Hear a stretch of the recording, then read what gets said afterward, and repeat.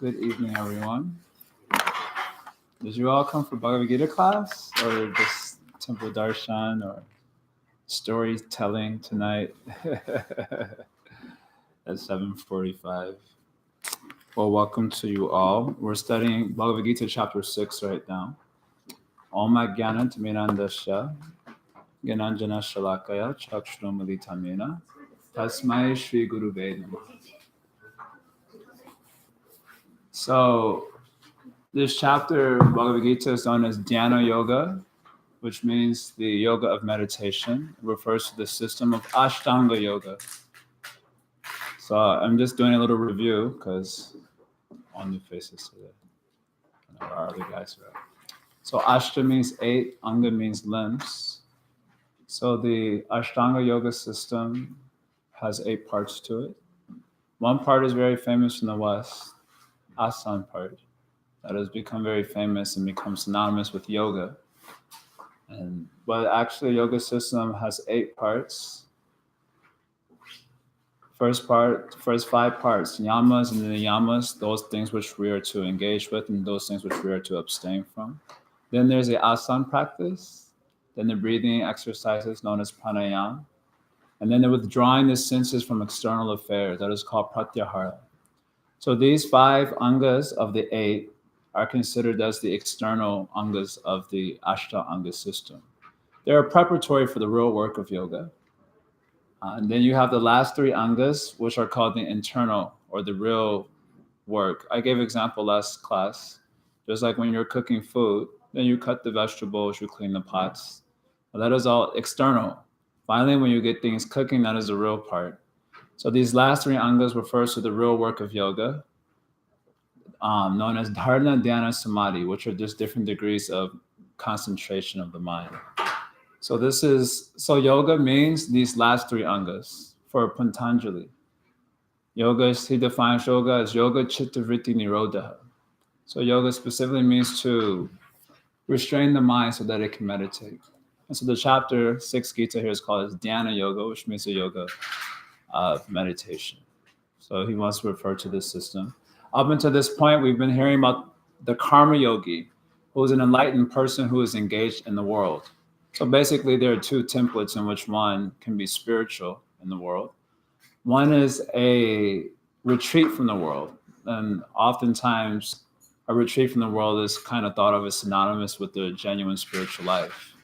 If you're spiritual, then you retreat from worldly activities altogether. You go to some monastery or you go to the forest.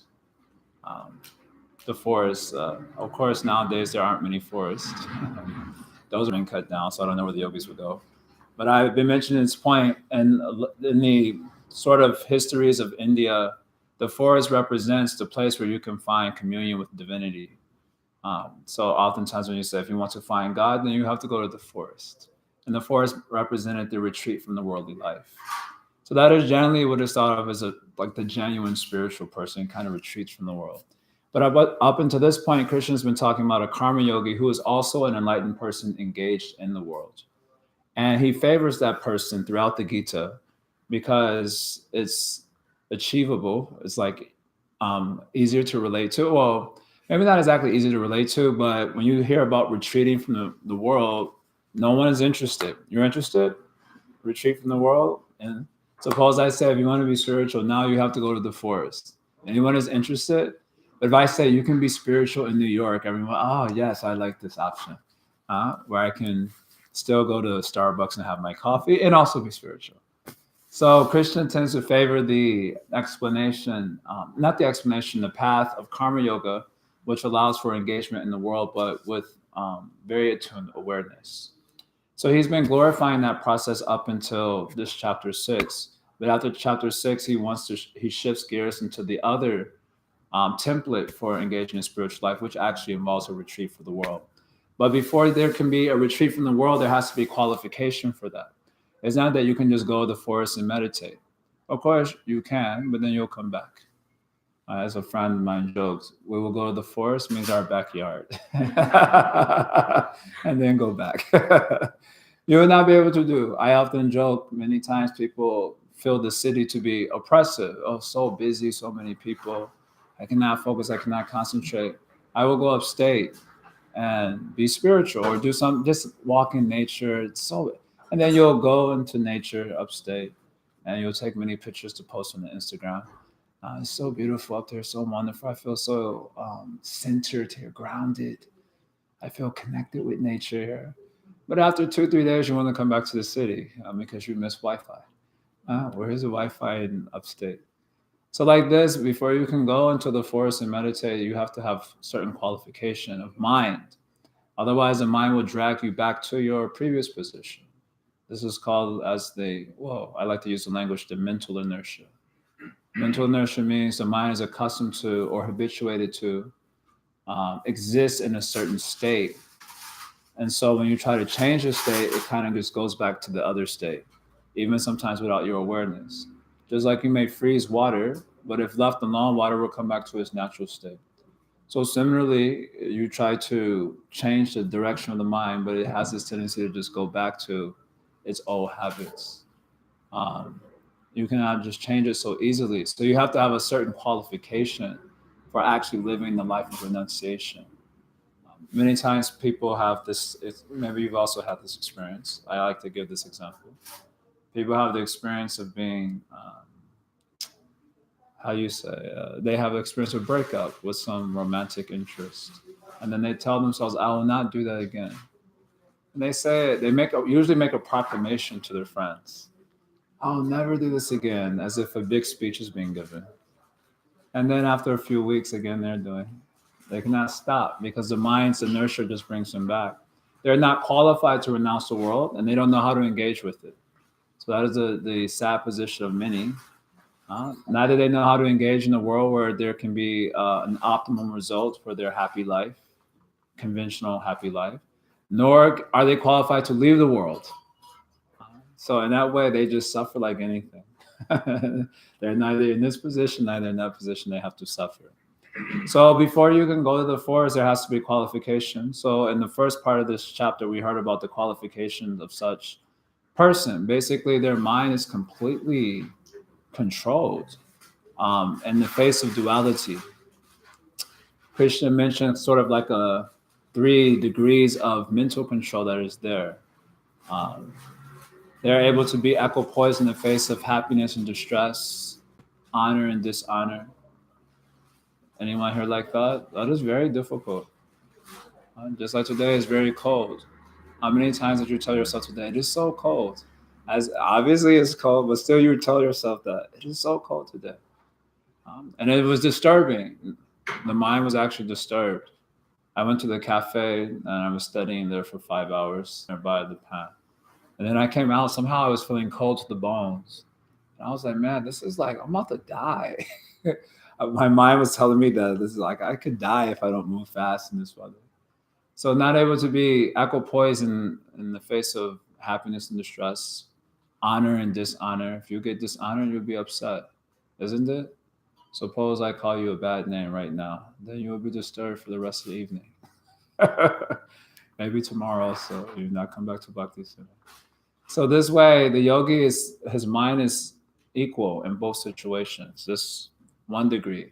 2nd degree is that the yogi can see with equal eyes stone and gold and pebbles. So that is also very difficult. If someone gives you gold, you say, this is as good as pebbles, and throw it. It will be like that. You will do like that. Gold is very nice. Go to the bank. Immediately. So we cannot see those things with equal vision. And then above that, Krishna mentions that one sees friends and enemies, well-wishers and parties who are neutral with the equal vision. That's like the highest degree of equanimity of mind.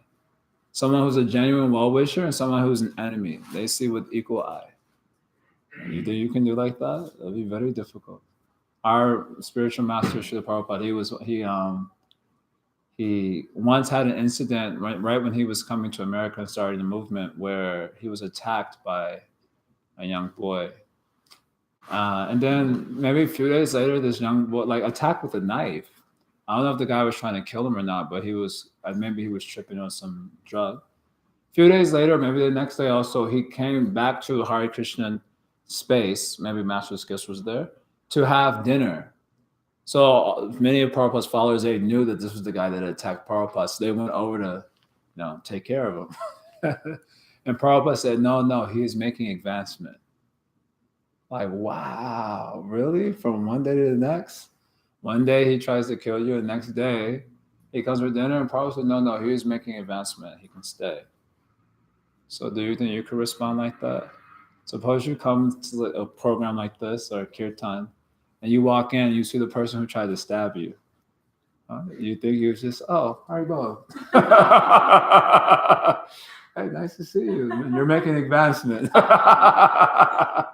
That'd be so easy. So the qualification to retreat to the world, from the world and practice what we're hearing here is very high.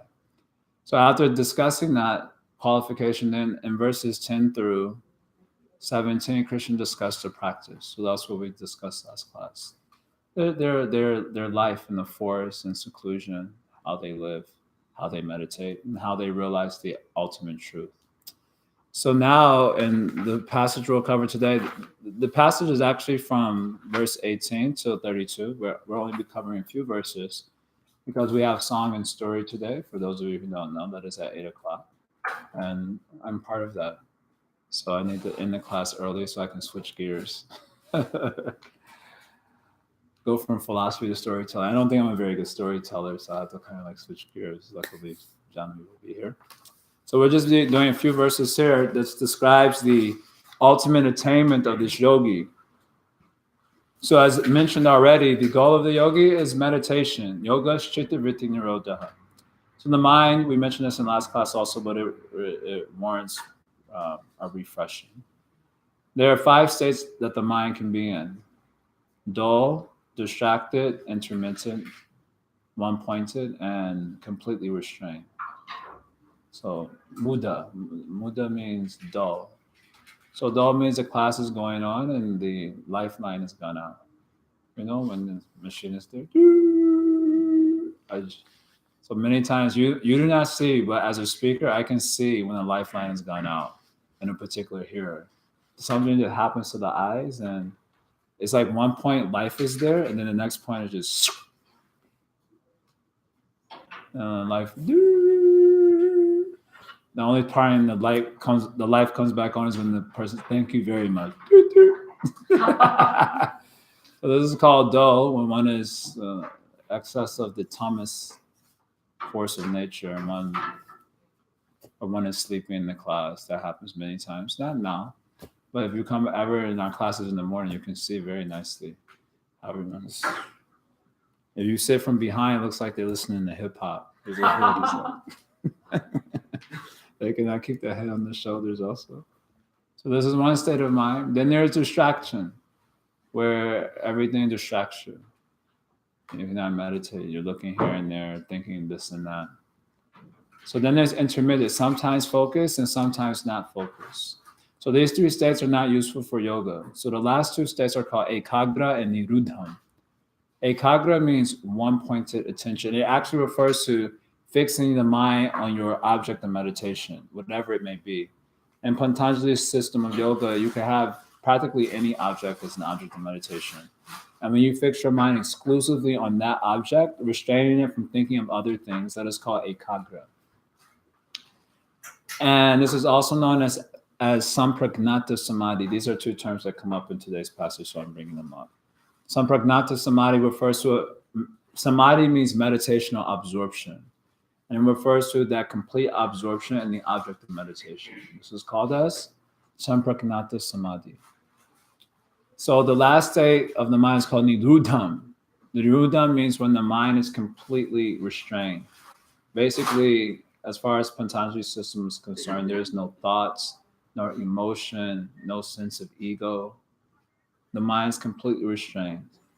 And because of the mind being completely restrained, the self can meditate on its own nature fully. This is called as ansapragnata samadhi. So the difference between the 2 is that the first one has an object of meditation, and the second one has one's own Atman as the object of meditation or experience. So in yoga system, when they say yoga chitta vritti nirodha, that the goal of yoga is meditation, it means these last two states of the mind, nirudam and ekagra and nirudam. So in today's passage of the Gita, Krishna wants to discuss that state, the state of samadhi, meditation and absorption. It's kind of like a knowing without thinking. That's what basically samadhi is. Normally, when we have perception, we perceive through a mental frame. So you don't see reality as it is, you see reality according to the shape of your own mind. Right? So if your mental frame is yellow, then you see the world as yellow. If it is blue, then you see the world as blue. So perception, external reality is not direct, it is mediated through the mind.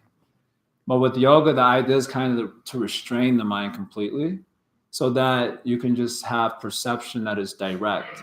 And the perception, of course, is not of the external world, it's of the soul itself, which is interior to matter. So if you can restrain the mind completely, then the soul can experience its own nature. This is the idea of yoga system. It is a knowing without thinking. Normally we know you think something, but this is a knowing that is not mediated by the mind because the mind is restrained. So this is called a samadhi, and this is the goal of yoga system. So in these set of passages, we're reading from 18 to 23, Krishna is talking about this samadhi, this knowing, this awareness without thinking. We also have this experience sometimes when you go into deep sleep. This is called waking life. And then there's dream life, where you're dreaming of so many things, usually nonsense. And then there's deep sleep when you really go under the gun. It's like the soul has left the body. So in that state, you also have an experience of just your own self, because in that deep sleep state, the mind has been suspended, ego is suspended. You have no sense. Or it's also like when you go to anesthesia, when you go to the hospital, they have to do some heavy surgery. Then you have an experience of your own self because everything that will cause the mind to go outward has been restrained. And so basically you just have awareness that you're aware. You're not really aware of anything in particular. It's just kind of pure unmediated awareness. So this is called a samadhi. So these verses here, Krishna is discussing this samadhi. Is it clear? Is everything clear what I've described? You understand everything? Any question? So during the anesthesia, like after you wake up, you don't remember that you were asleep or anesthetized. So it doesn't say anything apply to samadhi. Like, would someone who comes out of samadhi remember that they actually were in samadhi, or it would be just like, I woke up from a long sleep? Yeah, it's like that, waking up from a long sleep. Because you can't actually put it into words. When you're in deep sleep, there's awareness that you're not aware of anything. That's what it is. So you cannot turn off awareness. Consciousness is always awake. You can't turn it off. So what happens in deep sleep is that you're aware that you're not aware of anything. It's just like waking. I don't know how. It's kind of like waking up and just seeing like darkness.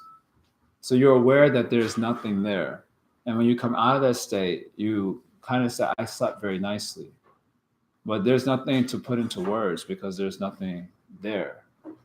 So samadhi is compared to somewhat like this. The only difference is that in deep sleep, it is tamagun that informs it. And samadhi, it is satoguna. So there is a difference.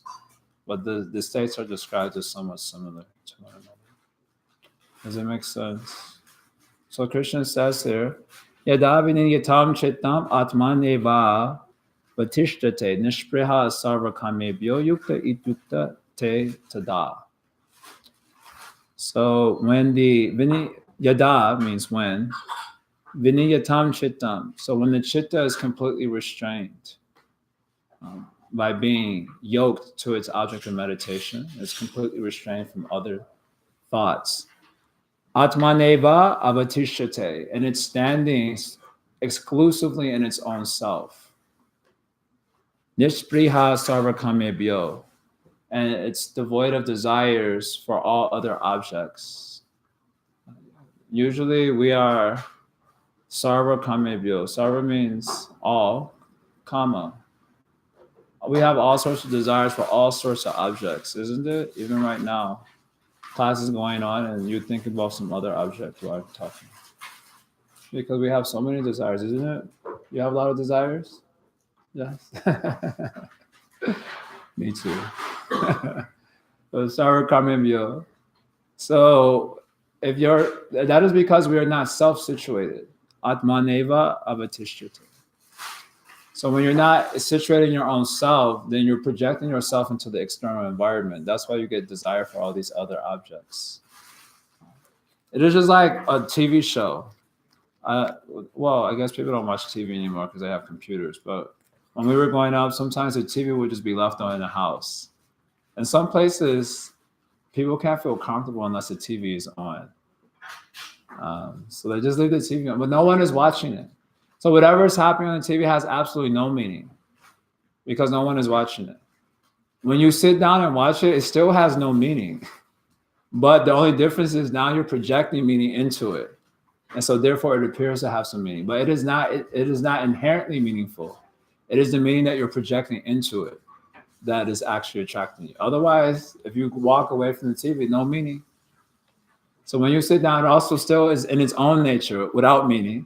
But we're projecting meaning onto it and then getting attached to some character in the TV show. Or, Romeo and Juliet is going on and you like really invested in the storyline and, Juliet fake kills herself and then Romeo actually kills himself. And then you're like, oh my God, this is so sad. And then Juliet wakes up and then she actually kills herself. You're like, man, this is so sad. Let's watch it again. So how you get some joy from the sadness also. Actually, that movie has no meaning at any point, but at some point you projected meaning into it, and therefore you chase after that thing, isn't it? So when one is not self-situated, their self is situated externally in the objects of the world. Therefore, they're desiring this object, that object, so they're chasing. Actually, what everyone is chasing is their own self at the end of the day, the actual meaningful person, and ultimately the Paramatma, the self of selves, God. But they're not aware of that. Because they're not aware of their own self. They're not aware that they're projecting their inherent worth into the external objects and chasing.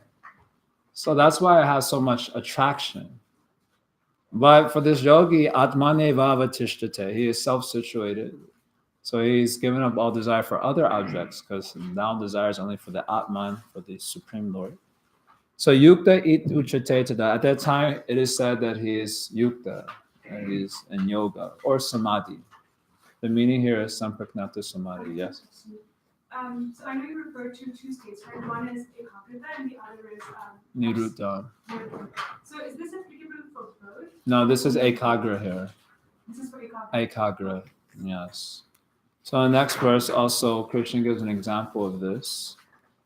He says, Yata dipto nivatasto nengete supamashmrita yogina yatachittasa yungjato yogam atmana. So just as the lamp in a windless place does not move. So in the same way, the yogi who has restrained his mind, yatachittasya means he's in samadhi. In the same way, yunjato yogam atmana, the yogi is situated in meditation. So just as a flame is not in a windless place does not waver, so the mind is not wavering in the state of samadhi. It is fixed. So that is what it means to be absorbed. The mind does not waver. Our mind wavers. We'll hear this later on in this chapter. Chanchalam himana Krishna, pramati balavadridam. So the mind is chanchal. Chanchal means it is flickering. It is like a monkey, jumping from one tree branch to the next. Just like when we go to the Holy Dham and Vrindavan, there are many monkeys. And they're like mafia. They're very scary. Especially nowadays because we've taken away all their trees and put buildings in their place. So they start to gang up on you, and sometimes they like jump around you, and when they're trying to steal something from you, and you're always like nervous. Especially when you go to one area called the Loi Bazaar, which is like where all the shops are, and you're always in anxiety. They particularly like glasses, because they can bargain. They will grab your glasses and then they will show. And then you have to give they like these fruity drinks. I forgot what they're called. Maybe it's called fruity. And you have to bargain with them. You have to throw them the drink. And many times they'll call their friends over. Hey, come. Please give me charity. And they'll throw, you have to buy like 4 or 5. They'll throw up, and all their friends will grab, and then finally he'll grab, and then he'll like bite your glass and just toss it, and then drink nicely. So rascal they are.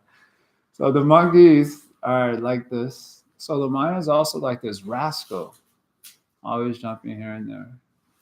And when you're trying to be spiritual, the mind will think of something material and cause disturbance, so you can't be peaceful. Then you're going to do the material thing, then that time the mind will think of something spiritual, so you cannot be peaceful. So the mind is like this. Many people they describe. You come to the temple, you think of the bar. You go to the bar, you think of the temple. And that way the mind will not allow you any peace at any point. It's wavering. But for one who is in samadhi, the mind does not waver whatsoever. So this is mentioned here. On 3 verses, Krishna describes the state a little bit more detail, the samadhi state. So we'll go through this a little quickly, and then we'll pause for here because I gotta shift gears. Yatra uparamate chittam nirudham yoga sevaya. So in this state of samadhi, uparamate chittam nirudham. So we mentioned this nirudham already. So uparamate chittam means the mind is not linked to any object of meditation. So these 3 verses refers to the ansampraknata samadhi or nirudham state, the 5th of the 5 mental states. Uparamate chittam means it is not linked to any object at that time. The self is simply meditating on its own self, like this. How is that possible? Yoga sevaya. Yoga sevaya literally means by the service of yoga. Yoga sevaya just refers to the practice of meditation, the last 3 angas. Remember, out of the Ashtanga Anga system, when in Patanjali system, yoga refers to the last 3 angas, which means deliberately the practice of meditation. Yatra chaivatmanatmanam pasha atmani tushyati. So in that state, he sees the Atma through the Atma. That's literally what it means. It means he sees himself through the inner lens that has been purified by his practice of yoga. As I mentioned, the mind is like a lens. So our perception of external reality is not direct. It is through this lens. So this lens also acts like a mirror. So when the mirror has red on it, so this is a mirror. Imagine this is a mirror. Okay. It's a very nice mirror. It's a little ashy there, but I'll put my hand back here so you don't see so much. So then the consciousness hits the mirror, and if the mirror is red, then when consciousness hits the mirror, it reflects red back to the self. So the self thinks I'm red. But when the mind is purified through yoga practice, when consciousness hits and reflects, it just reflects its own nature. You understand? So this is the meaning of Atmana Atmana. He sees the Atma through the Atma that has been purified by his yoga practice. And from that Atmani Tushyati, then he feels happy, he feels satisfied. The reason we're not satisfied is because our consciousness hits a colored lens and it reflects that color back to ourselves. And that color is different from ourselves. And therefore, it is inherently dissatisfying. Actually, as I mentioned, nothing is actually satisfying in the world. Just as a TV show is not meaningful until you look at it. Only when you look at it, you say, oh, this is very interesting. Only at that time it becomes, otherwise it's not inherently meaningful.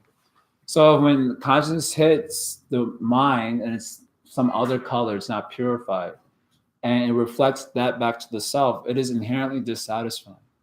But if the mind has been purified through proper practice, then when it hits and reflects, it reflects its own nature and it's very satisfying. This is what I was looking for. So this is called Atmani Tushyati.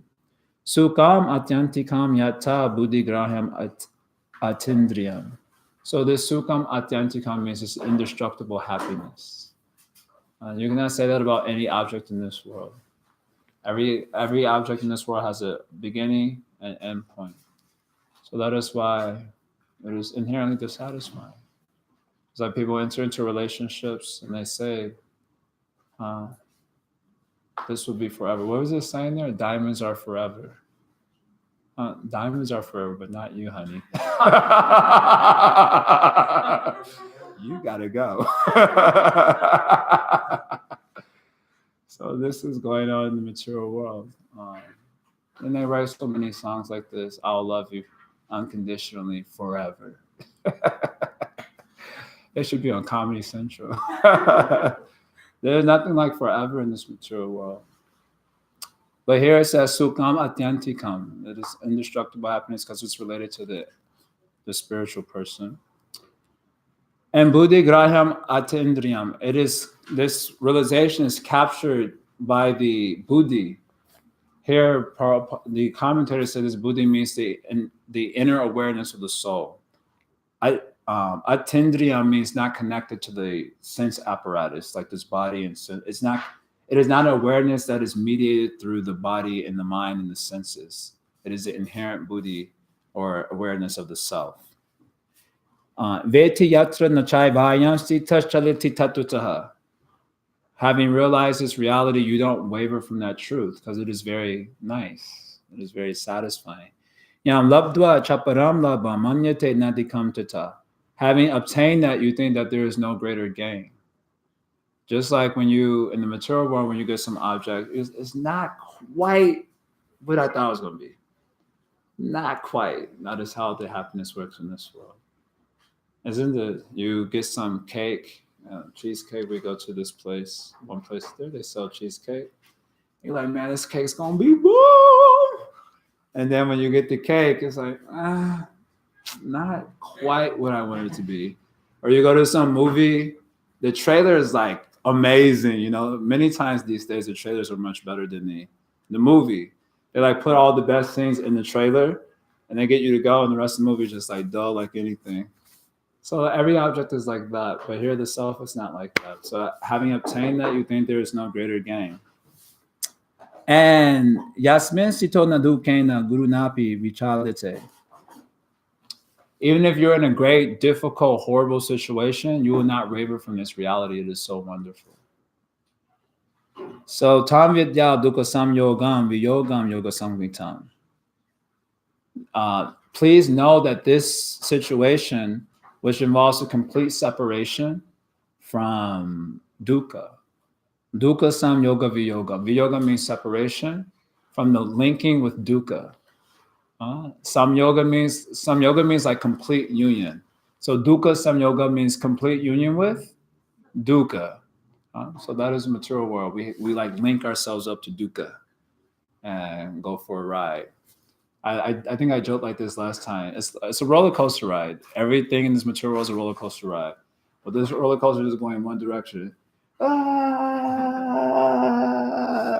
you're waiting for it to stop, but you're like,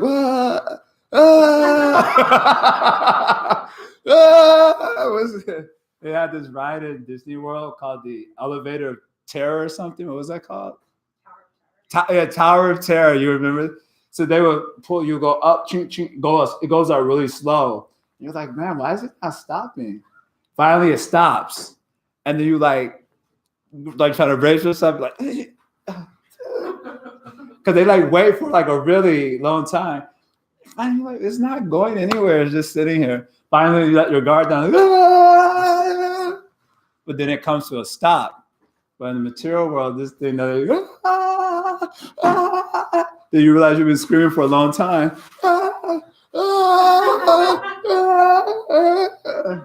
And they will never get over unless you become liberated. It will go on like this. So this is called dukkha samyoga. We're completely linked to dukkha. So yoga, viyoga means separation from that. Yoga samgnitam. This is known as yoga or samadhi, meditation. So in this way, Krishna is encouraging. Now he will speak a few verses describing how we have to get there. But we'll pause for now.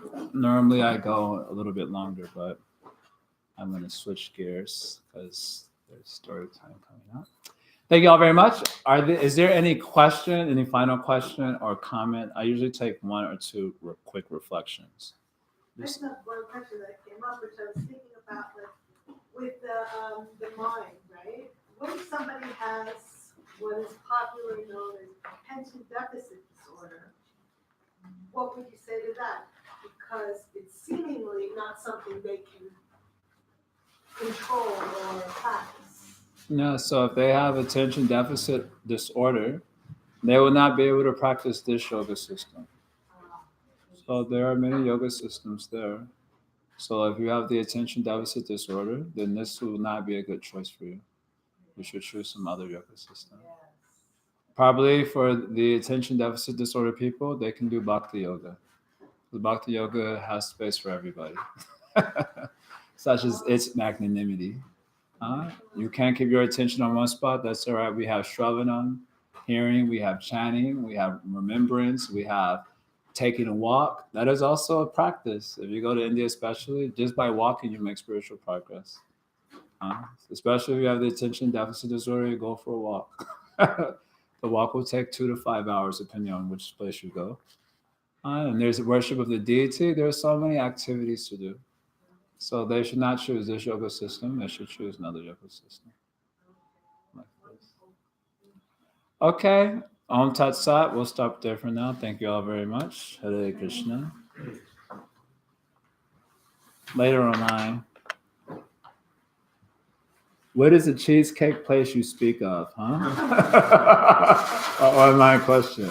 I'll not tell on here.